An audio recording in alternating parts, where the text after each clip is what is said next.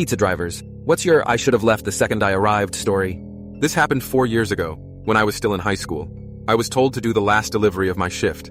I got in my car, a 1999 Camry, perfect for delivering pizzas, and GPS'd the address on my phone. I live upstate in the country, so all pizza deliveries were long drives.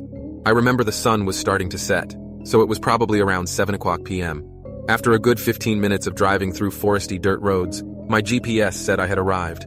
It was an old, cottage-like house, made almost entirely of wood. It was sitting all by itself, in the middle of absolutely nothing but forest.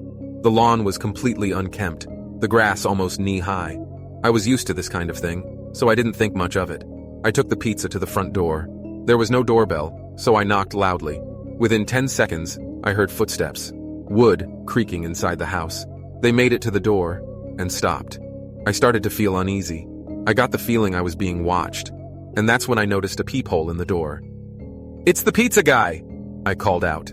Then I heard a low, harsh-sounding voice on the other side of the door. "Bring the pizza out back." I didn't like the idea of going back there. Something didn't seem right. "Are you sure, sir?" I called out. No answer. I could still hear the footsteps hadn't moved. He was still standing right there, just watching me. I almost turned and walked back to my car, but I didn't want any trouble with my boss.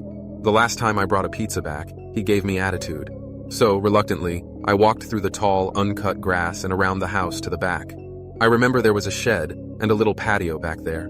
On the patio, there was a table, with 4 chairs around it.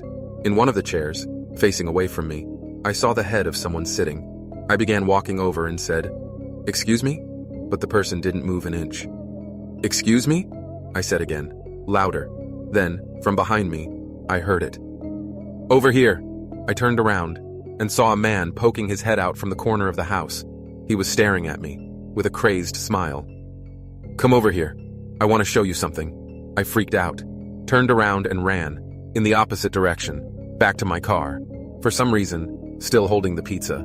I jumped in, started the engine, and got the hell out of there. On my way back to the pizzeria, I pulled over and called the police. Eventually, I was told, there was no sign of anyone living in that house for a long time. I quit my delivery job a few days later.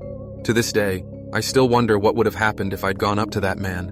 But what really haunts me is that I never turned around to see who or what was sitting in that patio chair.